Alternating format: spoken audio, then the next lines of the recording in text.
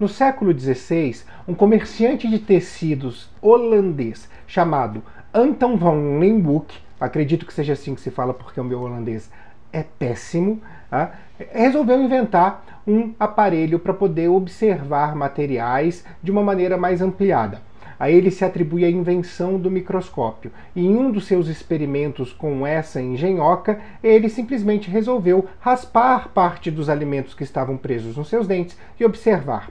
Leeuwenhoek, assim, descobriu as bactérias, que são tema de hoje no Renologia, parte do eixo temático de pandemias e que será dividido em 3 partes. Por quê? Porque bactérias é um tema longo, é um tema importante, é um tema que está associado a outros eixos temáticos e por isso precisa ser muito bem detalhado. Então vamos para a primeira parte. Quando a gente observa um material contaminado por bactérias em microscopia, a nossa atenção ela é voltada automaticamente para 2 características muito claras e fundamentais: a forma da célula e o arranjo que essas células fazem. Arranjo nada mais nada menos que é a maneira no qual as células bacterianas se agrupam. Mas é importante dizer que mesmo se agrupando, o que a gente tem aqui não é tecido, e sim formação de colônias, o que é muito diferente para a biologia. Tudo bem? Bem, essa importância de se observar forma e arranjo é na identificação dos gêneros. Muitas bactérias, muitos gêneros bacterianos têm forma e arranjo próprio. E quando a gente observa isso, a gente já induz uma identificação de espécie, o que facilita no tempo e nas técnicas que serão utilizadas para um diagnóstico de uma doença, por exemplo. As formas bacterianas mais comuns que nós temos são os cocos, que são esféricos, os bacilos, que são mais alongados, parecem um bastão, e as bactérias que são capazes de formar espirais. Aí a gente tem 3 destaques muito claros: o vibrião, o espirilo e a espiroqueta. Vamos começar falando dos cocos. Dê uma olhadinha nessa imagem para a gente poder ver forma e arranjo deles. Como a gente pode observar aí na imagem, nós temos pequenas variações nos formatos dos cocos. A gente pode encontrar cocos esféricos, que são a grande maioria deles. Também podemos encontrar cocos que nós chamamos de rinformes, que significa forma de rim, ou grão de feijão. E também temos aí cocos na variação de gota, numa forma mais semelhante a uma gota. Quanto ao arranjo, nós temos as seguintes conformações. Nós temos os diplococos, que são 2 cocos juntos. Temos a tétrade, que são 4 cocos juntos, ou seja, um diplococo em dobro. Temos também a sarcina. No caso da sarcina, são 8 cocos que formam como se fosse um cubo, certo? Uma estrutura tridimensional. Os 2 próximos arranjos que nós temos dos cocos, eles precisam ser falados com determinado cuidado. Por quê? Porque os nomes são baseados em gêneros bacterianos. E por esse motivo, apesar do nome que está aqui ser um nome mais científico, eu vou utilizar variações desses nomes para que a gente possa não fazer esta confusão. O primeiro deles são os cocos em cadeia, que são chamados de streptococo. O streptococo também é o nome de um gênero bacteriano, Streptococcus. Certo? A gente não pode confundir isso. O gênero Streptococcus se escreve em latim, inicia-se com S e tem 2 Cs na última sílaba. Já o formato, o arranjo, é Streptococo. Fala exatamente, né? Se escreve exatamente do jeito que fala em bom português, iniciado com E e sem 2 Cs. O outro arranjo é o arranjo em cacho. Eu vou falar arranjo em cacho para não confundir, mas nós chamamos cientificamente de estafilococo. O estafilococo também é variado de um gênero bacteriano que são os estafilococos, também igual aos streptococcus, iniciados com S e com 2 Cs no final, na última sílaba. Tá? Então, para a gente não confundir, sempre que a gente tiver um arranjo streptococo, eu chamarei de arranjo em cadeia, e sempre que nós tivermos um arranjo estafilococo, nós chamaremos de arranjo em cacho. Tudo bem? Esses são os cocos. O próximo são os bacilos. Então, deem uma olhadinha aí na imagem para a gente poder identificar os bacilos, tanto na sua variação de forma, quanto também nos seus arranjos. Os bacilos, que são esse formato mais alongado, também vão ser encontrados em 3 variações muito claras. O primeiro deles é a forma de bastão, o bacilo comum. Nós temos uma forma um pouquinho mais reduzida, que lembra um pouco, inclusive um coco, por isso o nome cocobacilo. E uma terceira forma, uma terceira variação, que nós teremos, que é o formato de clava. Se vocês se lembram da nossa aula sobre vírus, eu falei da Corynebacterium diphtheriae. Ela é um bacilo em formato de clava, é um bom exemplo de bacilo em formato de clava. Já em relação aos arranjos, nós temos aí um número menor de arranjos em relação aos cocos. Vamos dar uma olhadinha. O primeiro deles, que nós podemos considerar, são os diplobacilos. Igual aos diplococos, são 2 bacilos juntos. Já outras formatações que nós temos a paliçada, que são arranjos paralelos, né, bacilos empilhados de uma maneira paralela, e por fim o streptobacillus, que também serão chamados de bacilos em cadeia. Tá? Esses são então os bacilos, a forma e o arranjo. Por fim, as bactérias que são capazes de formar espirais. Vamos olhar como elas podem estar aí encontradas em suas variações. Como a gente vê aí na imagem, nós temos 3 variações de forma para as bactérias que formam espirais. A primeira delas é o vibrião, que tem um formato muito parecido com uma vírgula. Uma analogia que a gente pode fazer do formato do vibrião é daquele salgadinho, que quando você está viajando de ônibus, alguém abre aquele pacotinho do seu lado e vem aquele cheiro de chulé que empesteia o ônibus inteiro, sabe? Aquele salgadinho de queijo, você sabe muito bem do que eu estou falando. Então, o vibrião, ele mais ou menos tem o formato daquele salgadinho, daquele petisco. A outra variação que nós temos é o espirilo, que tem poucas espirais. É importante a gente dizer que tanto o vibrião quanto o espirilo possuem um corpo mais rígido, ou seja, a célula é menos flexível, diferente da terceira variação que a gente está vendo aí na imagem, que é a espiroqueta, que possui várias espirais e por isso o corpo dela é muito mais alongado. E por ser muito mais alongado, a gente tem uma flexibilidade celular muito maior. Então muitas vezes, quando a gente enxerga em microscopia uma espiroqueta, a gente percebe que por conta dessa flexibilidade, ela pode inclusive fazer curvas, tá? Bem, uma vez que a gente já conhece a forma bacteriana e já conhece os arranjos bacterianos, é hora da gente falar de como é estruturada a célula de uma bactéria. As bactérias pertencem ao reino dos moneras e são os seres mais simples que nós temos entre os seres vivos. Suas células são procariontes. O que significa isso? O seu genoma não está envolto em uma membrana nuclear, ele está simplesmente solto no citoplasma, no hialoplasma da célula. Bem, vamos dar uma olhadinha de uma maneira geral como se estrutura uma célula bacteriana. Fica de olho nessa imagem. Nós temos aí na figura um modelo bacteriano. Logo, a gente chega à conclusão que se trata de um bacilo porque tem um formato mais alongado, no formato de um bastãozinho.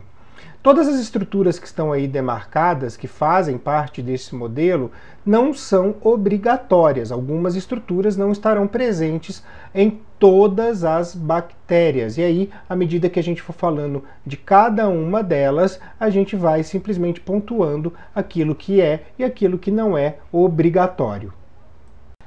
A primeira estrutura que a gente vai abordar é uma estrutura que é comum para praticamente todas as células de todos os seres vivos, que é a membrana plasmática. Igual às demais, ela também é formada por uma bicamada fosfolipídica e tem proteínas inseridas no meio, ou seja, uma composição lipoproteica. Tá? Na bactéria, como a bactéria é uma célula mais simples, nós temos algumas funções da membrana que são meio que exclusivas desses organismos. Tá? Vamos falar primeiro daquilo que é comum. Primeira função da membrana, separar o meio interno do meio externo, ou seja, ela delimita aquilo que é citoplasma para aquilo que é o meio ambiente, o meio que a célula está devidamente inserida. Ela também realiza transporte de substâncias, tanto pode ser difusão quanto osmose, como também transporte de substâncias mediado pelas proteínas transportadoras da membrana. E aí podem ser uma substância exclusiva para aquele tipo de proteína, ou podem ter proteínas que fazem transporte de mais substâncias, e aí cada tipo proteico que a gente encontrar nessa membrana plasmática vai ter aí a sua função transportadora e o seu mecanismo de transporte. Aí no caso da bactéria, nós temos também outras funções.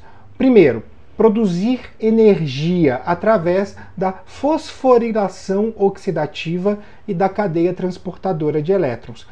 Como a bactéria não possui mitocôndrias, ela possui citocromo na sua membrana plasmática para poder gerar ATP. O ATP, que é o combustível energético da célula, que é aquela molécula, adenosina trifosfato, que será quebrada para a liberação de energia, para que os organismos consigam aí ter energia suficiente para suas funções vitais. Tá?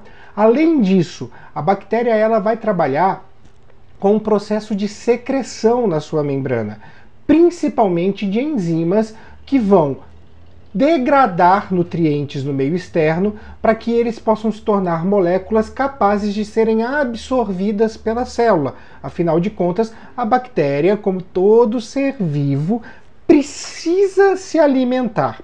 E a outra coisa que ela faz também, a membrana, é a biossíntese, produzindo determinadas substâncias que são importantes para a manutenção desta vida bacteriana, incluindo os lipídios que vão fazer parte da própria membrana. Tudo bem? Essa é a membrana plasmática da bactéria. Voltando para a nossa figura, nós temos aí anexada à membrana plasmática da bactéria uns pequenos gruminhos, uns novelinhos, que são, na verdade, invaginações dessa membrana. A esses novelinhos nós damos o nome de mesossomos. Pouco a gente sabe sobre as funções do mesossomo. Sabemos sim que existem dois tipos deles. Um que a gente chama de septal, que fica nas extremidades da célula e atuam como fuso na hora da divisão celular. Ou seja, puxam os cromossomos homólogos, cada um para um lado, para que a gente tenha células filhas exatamente com o mesmo DNA, com a mesma carga genética, com o mesmo genoma. Já os mesossomos laterais, que ficam no comprimento da bactéria, então se espalham pelo comprimento da membrana celular, da membrana plasmática da bactéria, eles estão envolvidos com determinadas ações vias metabólicas. Eles contêm enzimas que fazem lá algumas reações químicas. Algumas dessas reações nós sabemos que estão envolvidas com a produção de energia, porém outras são desconhecidas e seria um pouco leviano da nossa parte dizer quais são essas reações todas, quais são as vias que o mesossomo acaba executando, porque isso não foi ainda descoberto pela comunidade científica. Porém, as questões do fuso no septal e de reações químicas envolvendo energia nos laterais, nós temos essa consciência, nós temos essa ciência e este conhecimento. Tudo bem? Bem, a nossa próxima estrutura é uma estrutura fundamental para que a gente possa classificar também as bactérias. As características que essa estrutura vai ofertar à bactéria vão se somar às características de forma e arranjo que nós já vimos no início dessa aula, para que a gente possa fazer uma melhor identificação dos gêneros bacterianos. Tá? Eu estou falando da estrutura parede celular. Dá uma olhadinha aí na figura, que ela está demarcada como essa parte mais externa pintada em verde. De uma maneira geral, o que podemos falar da parede celular? A primeira função dela é conferir a forma da bactéria. Ou seja, é ela que determina se uma bactéria será um coco, um bacilo, se ela será um vibrião, um espirilo ou uma espiroqueta. Tá? Então, essa é a primeira função dela. E ela tem uma outra função que é fundamental para as células bacterianas. A pressão osmótica de dentro de uma célula bacteriana é muito maior do que a pressão do meio. Se nós não tivéssemos a parede celular, essa célula com certeza estouraria por conta dessa pressão.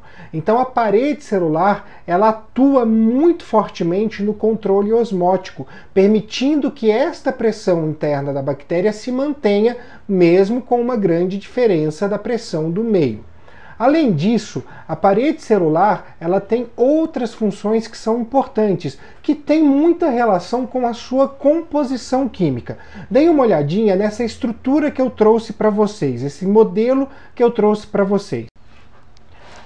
Nós temos aí na base da figura a membrana plasmática, que é comum para todas as bactérias. A membrana com a bicamada fosfolipídicas, proteínas imersas no meio, então mostrando aí a sua composição lipoproteica. Acima dela nós vamos ter a parede celular. Do lado esquerdo nós temos uma parede celular que chamamos de gram-positiva. Do lado direito, uma parede celular que nós chamamos de gram-negativa. Vamos entender um pouquinho as diferenças entre elas. A parede gram-positiva ela é formada principalmente por um polímero que nós conhecemos como peptidoglicano. Cerca de 90% da sua estrutura é formada por este polímero. Entre as unidades de peptidoglicano, nós vamos encontrar aí dois tipos de ácido que na nossa figura estão representados tanto em verde quanto em laranja.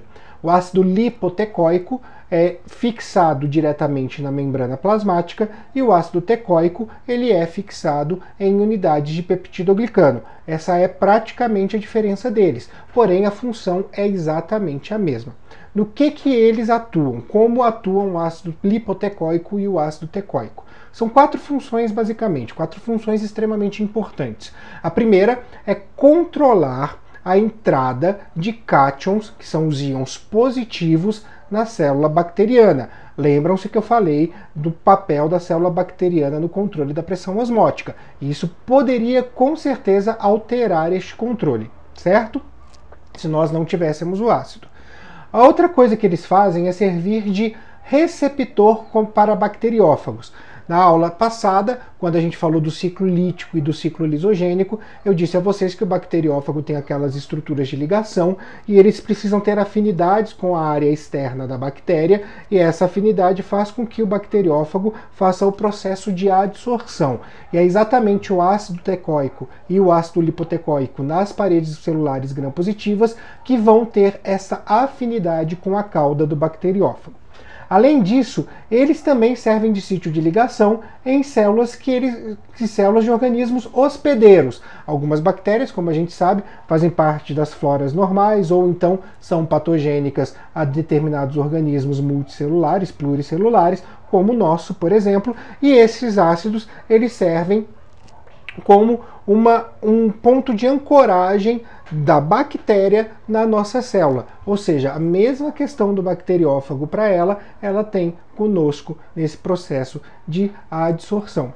E por fim, quando a gente tem aí um sistema imunológico ativo, esses ácidos serão as estruturas que atuarão como antígenos, ou seja, as estruturas que serão reconhecidas pelo organismo hospedeiro como estruturas que não fazem parte dele e ativarão toda uma cadeia imunológica, toda uma resposta imunológica contra aquela bactéria, certo? Agora vamos voltar para a figura e ver a estrutura da parede celular gram-negativa e quais são as diferenças dela para a parede gram-positiva. A primeira coisa que a gente pode perceber de diferença entre as paredes celulares gram-positiva e gram-negativa é que a bactéria que tem a parede celular gram-negativa tem uma parede celular muito mais complexa, uma estrutura muito mais complexa, certo?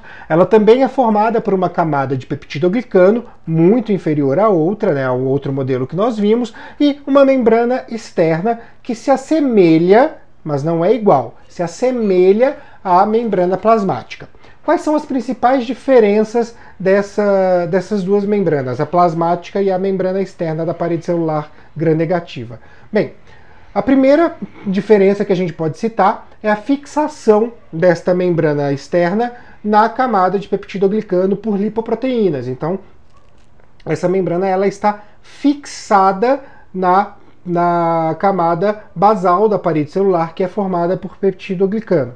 A segunda diferença é que a parte mais externa dela, que no caso da membrana plasmática são duas partes de fosfolipídios iguais, a parte mais externa dela tem uma estrutura que a gente está chamando aí de LPS, que é lipopolissacarídeo ou lipopolissacáride.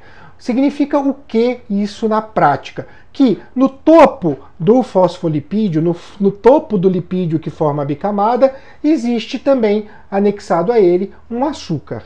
Bem, o LPS ele é extremamente importante para essa bactéria por alguns motivos bem simples. Ele também faz, como os ácidos tecóico e lipotecóico, a recepção do bacteriófago, ele também faz a adesão dessa célula num organismo hospedeiro, porém ele é extremamente tóxico, ele tem uma toxicidade muito elevada.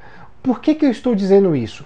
Toda vez que a gente identifica uma infecção causada por bactérias gram-negativas no nosso organismo, nós temos que optar pelo tratamento que utilize uma droga que não quebre a parede celular da bactéria. Porque se a gente libera o LPS no nosso organismo, nós passaremos por uma intoxicação muito forte. E aí esse tratamento não será efetivo, porque eu estou resolvendo um problema causando outro. Então sempre que a gente tem bactérias gram-negativas atuando no nosso organismo, o ideal é que a gente opte por drogas que impeçam a divisão celular e aí façam com que o nosso organismo, o nosso sistema imunológico, dê conta daquele número de bactérias que não irá aumentar. Tá? Isso é algo extremamente importante, tá? Mesmo. Bem, voltando aqui para a nossa figura, vamos dar mais uma olhadinha nessa parede celular gram-negativa. Ainda focado na membrana externa, nós temos proteínas imersas nesta bicamada lipídica que vão atuar, como na membrana plasmática, na troca de substância entre o meio interno e externo, ou seja, no transporte de substâncias.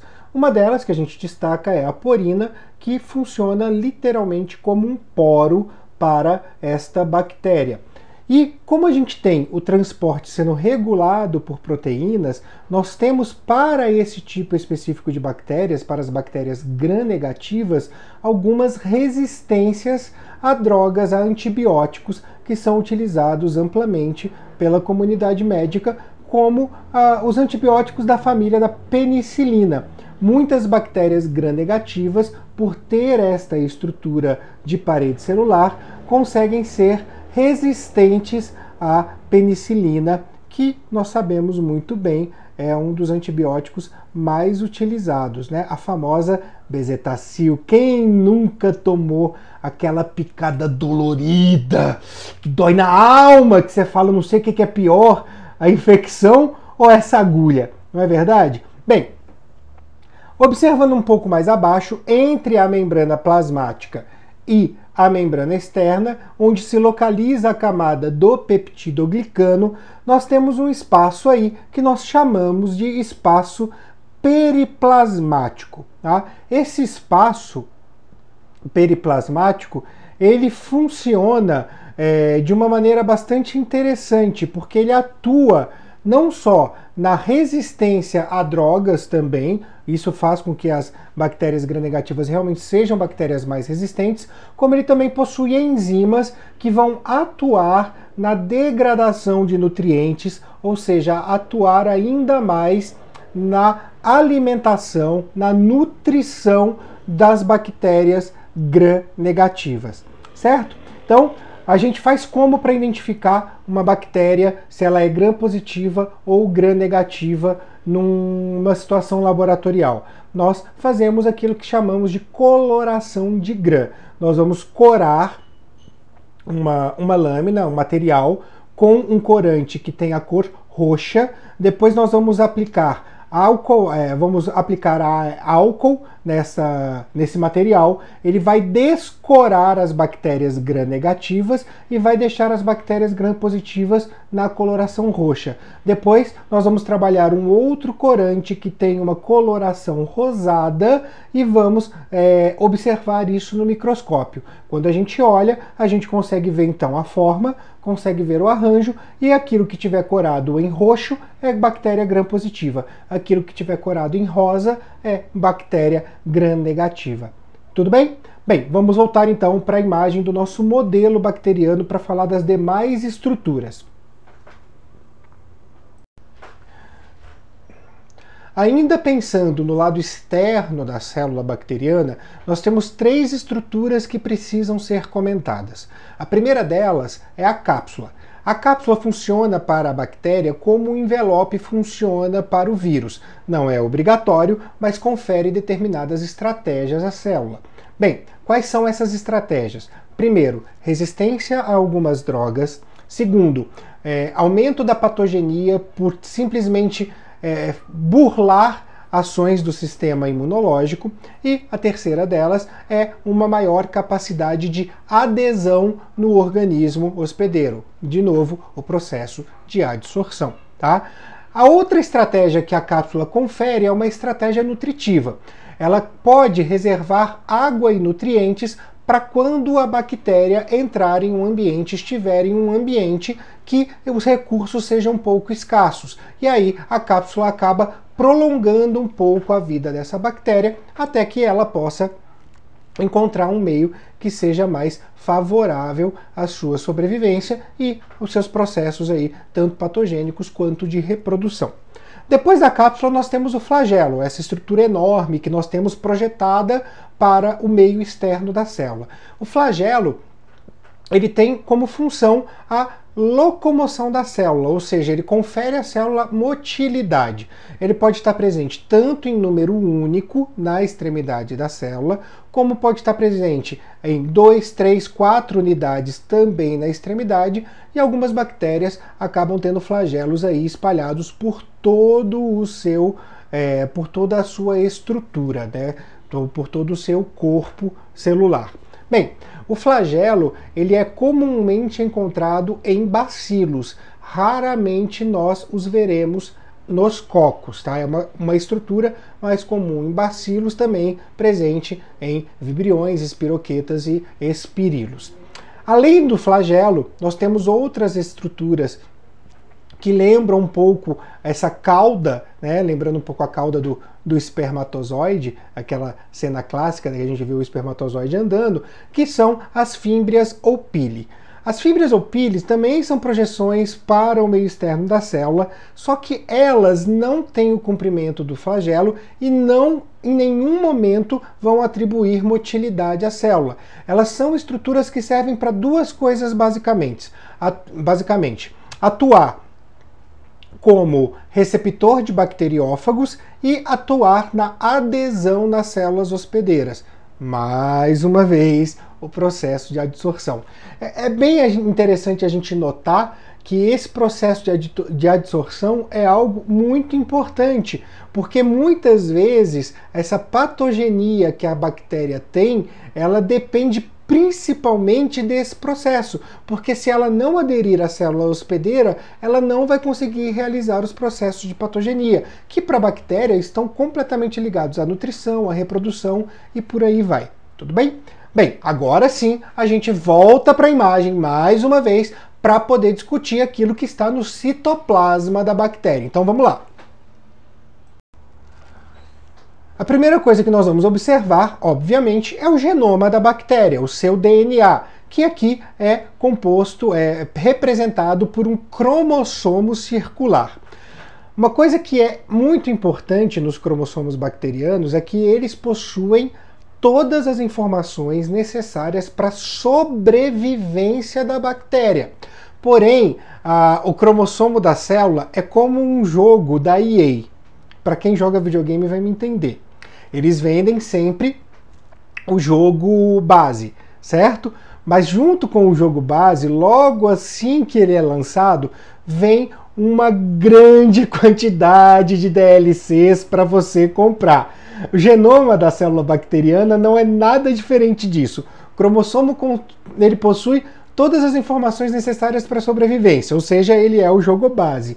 E aí a gente tem DLCs, nós temos aí pacotes de genoma que conferem outras estratégias para a célula, e esses pacotes são os plasmídios. São pequenas porções de DNA que estão também, e a gente pode ver isso na figura, que estão também presentes no citoplasma da célula, que conferem às células uma série de situações aí, né, uma série de características extras, como nutrição de coisas que ela normalmente não se nutriria, né, a possibilidade de quebrar outras macromoléculas, a possibilidade de ser resistente a drogas, a possibilidade de ter mais resistência a ambientes desfavoráveis e por aí vai. Então é mais ou menos isso. O cromossomo bacteriano é o jogo e os plasmídios são as DLCs, certo? É uma boa analogia para a gente fazer, mas por favor, não vai colocar isso numa prova de vestibular, numa prova que você esteja fazendo, porque você não tem certeza se quem corrigir aquela prova vai conhecer esse processo de game base e DLC. Voltando pela última vez à nossa figura, nós ainda temos que falar dos ribossomos.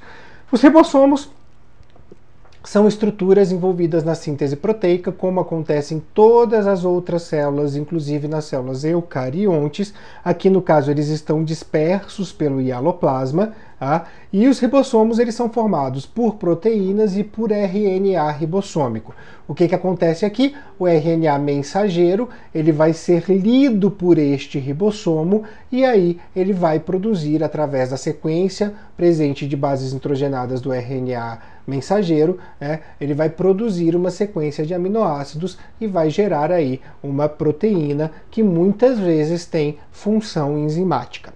Bem, assim a gente termina a estrutura bacteriana. Então nós já sabemos da sua forma, já sabemos do seu arranjo, já sabemos da sua estrutura, de tudo que uma célula bacteriana pode ter, né, inclusive suas funções.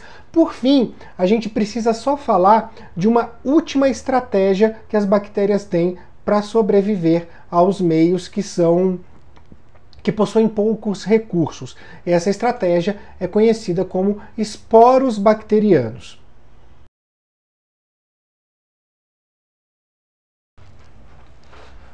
Toda vez que a gente fala em esporo dentro da biologia, a gente é remetido logo para uma função reprodutiva. Assim funciona, por exemplo, com os fungos, que liberam os seus esporos no ambiente e esses esporos vão criar então novas células e fazer novas colônias, né, novas hifas e por aí vai. Bem, nesse caso da bactéria, a gente tem um esporo numa função diferente. Esporo é uma estrutura de defesa, uma estrutura de resistência bacteriana. Toda vez que a gente tiver uma bactéria que tem capacidade de esporulação em um ambiente altamente restritivo, tanto em relação à água quanto em relação a outros nutrientes, ela desidrata, ela reserva o seu material genético em uma estrutura bem resistente, no qual o meio tenha dificuldades de romper, e aí se forma o esporo bacteriano. O esporo bacteriano ele é muito comum em um gênero de bactérias que a gente conhece como Clostridium, na qual a gente tem dois representantes famosos, que são os representantes causadores tanto do tétano quanto do botulismo, que também tem aí o seu interesse clínico da toxina botulínica, tudo bem? Bem, os esporos, diferentes das demais bactérias, você não vai matar, você não vai destruí-los colocando aquela estrutura em uma água fervente. Porque, claro, se a gente ferve a água e coloca lá determinado objeto para o chamado esterilizar, né, o ato de esterilizar, as bactérias que estão lá morrem. O esporo não, ele consegue resistir a um bom tempo em temperaturas de até 100 graus Celsius. Ou seja, ele é realmente uma estrutura muito resistente. E aí que a gente tem muitos problemas. Tá? Por quê? Porque quando a gente fala, inclusive, da compra do palmito por em presas irregulares, né, aquela extração do palmito que a gente tem na Mata Atlântica principalmente, e as pessoas invasam sem o menor cuidado de higiene, o Clostridium botulinum, que é o causador do botulismo, ele geralmente está presente na palmeira que vai ser extraída o palmito e pode contaminar aquele alimento.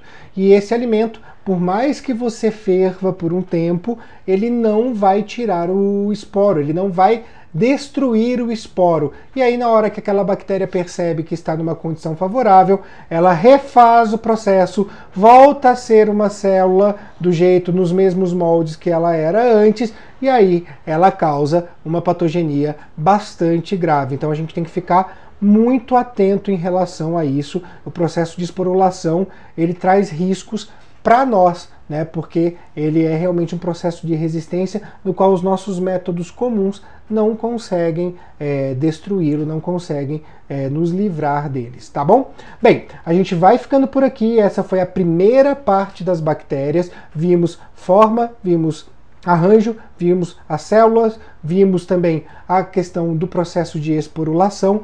Na próxima aula a gente vai falar de reprodução e de nutrição bacteriana, tudo bem? Bem, se você ainda não é inscrito no canal, passou por aqui, estava estudando biologia, aproveita, se inscreva, ative as notificações. Também segue a gente lá no Instagram, @renologia, porque todas as imagens que eu coloco aqui, que eu faço para ilustrar os vídeos, eu deixo disponível também no Instagram com algumas pequenas explicaçõezinhas. Então dá para estudar um pouquinho lá pelo Instagram também. Um grande beijo a todos e até o nosso próximo encontro.